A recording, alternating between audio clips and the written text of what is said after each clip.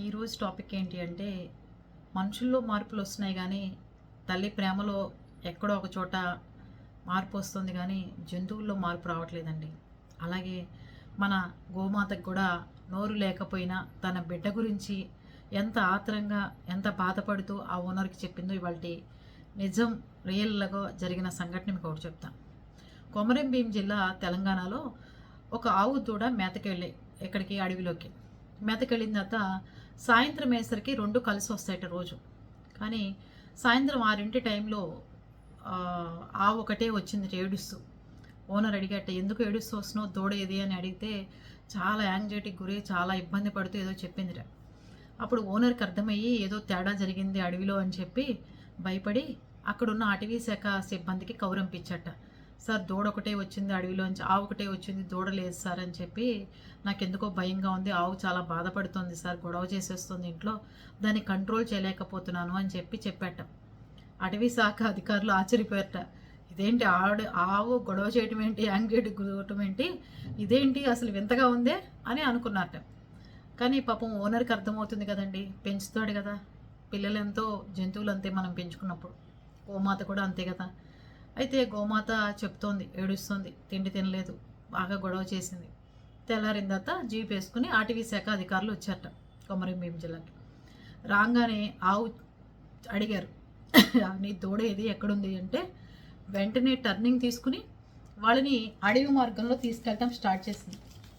ఆవు తీసుకెళ్ళడం మొదలు పెట్టంగానే వాళ్ళు అనుకున్నారట, ఇదేంటి అడవి మార్గంలో మన్ని తీసుకెళ్తోంది, ఎక్కడికి తీసుకెళ్తుంది మన్ని అనుకున్నారట. వాళ్ళు అనుకుంటే తీసుకెళ్తుంది 2 కిలోమీటర్ల పైన వరకు ఆవు తీసుకెళ్ళటం స్టార్ట్ చేసింది. వాళ్ళు తీసుకెళ్ళంగానే పాపం అందరూ కలిసి అటవీ శాఖ అధికారులు అందరూ కలిసి దాంతోపాటు వెళ్తుంటే మీకు పేపర్లో చూపిస్తానండి. పాపం బాగా అది ఎంత భయానకంగా అనిపించింది అంటే నాకు అది చాలా అనిపించింది బాధ. మీరు కూడా చూడాలన్నమాట ఆ పేపర్లోది.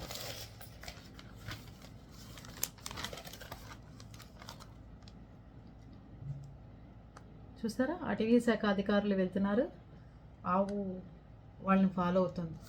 అంటే దారి అటవీ శాఖ అధికారులకి దారి ఆవు చూపిస్తుంది. సరే వెళ్ళారు. ఒక చోటకి వెళ్ళి పాపం ఆవు ఆగిపోయి పెద్దగా అరవటం స్టార్ట్ చేసిందట. అటవీ శాఖ అధికారులు దాన్ని పెంచుతున్న ఓనర్ కలిసి అక్కడికి వెళ్తే దూడ అస్థిపంజరం కనపడిందిటండి. పాపం పులి వచ్చి తినేసిందిట. అటవీ శాఖ అధికారులు కూడా అవాక్కయ్యట, పులి వచ్చింది అడవిలోకి, ఆవు దూడని తినేసింది, అందుకే పాపం ఆవు ఇంత అయిందని చాలా పెద్దగా ఏడ్చిందిటండి. పాపం దూడ చనిపోయింది అని ఆ రాత్రంతా ఆ పెయిన్ మోసింది. చూసారా, దూడల్ని వేరు చేయటం, ఆవుల్ని చంపడం, ఆవుల కలయబారాలను తినటం, ఆవుల్ని తరలించడం ఎంత బాధ అండి. మన పిల్లల్ని ఎవరైనా వేరు చేస్తే ఎంత బాధ కలుగుతుందో, జంతువుల్ని ఇట్లా గోమాతల్ని కూడా తీసుకెళ్ళి నిర్దాక్షిణ్యంగా నరికి చిత్రహింసలు పెట్టి తింటుంటారు. ఆ బిడ్డ కోసం ఆ తల్లి రాత్రి అంతా ఎంత యాంగ్జైటీకి గురైందో అని ఆ ఓనర్ చెప్తుంటే చాలా బాధ కలిగింది. చాలా మా చిన్నతనం మా ఇంటి నిండా ఆవులు విపరీతంగా ఉండేవి. చక్కగా పొద్దునేసరికి అవి పరిగెడుతూ ఆడుతూ తిరుగుతుంటే ఎంతో ముచ్చట అనిపించేది. ఆ రోజులు మళ్ళీ మనందరికీ రావు. కానీ ఇలాంటి పిక్చరు ఇలాంటి ఫోటోలు చూసినప్పుడు గోమాత తీసుకెళ్ళి ఒక అడవిలో తను ఏ ప్రదేశంలో అయితే తిందో ఆ ప్రదేశంలోకి అటవీ అధికారులను తీసుకెళ్ళటం ఎంత బాధ అనిపించిందోనండి. తన దూడని తీసుకెళ్ళి చాలా చిన్నప్పుడు చూసేదాన్ని. గేదెలు కూడా దూడలు చనిపోయినా, ఆవు దూడలు చనిపోయినా పాలు ఇచ్చేవి కాదట. అప్పుడు మా నాయనమ్మ గారు ఏం చేసేవారంటే ఆ తోలు తీయించి గడ్డి లాగా దూడని తయారు చేసి ఆ చర్మాన్ని దానికి వేసి కుట్టి దూడ అక్కడ ఉంది అని చెప్పి పాపం దానికి పాలు తీయకపోతే నొప్పి వస్తుందని పాలు తీసేవాళ్ళు. అవి చూసేదాన్ని. అప్పుడు కూడా బాధ అనిపించేది. కానీ ఇవాళ ఈ పేపర్ చూసిన తర్వాత చాలా బాధ కలిగింది నాకు. మీరేమంటారు? గోమాతకి కూడా మంచిగా మర్చిపోయే లక్షణం దేవుడు ప్రసాదించకపోయినా గోమాతని మాత్రం రక్షించుకునే బాధ్యత మనందరి మీద ఉంది. అంతేనా?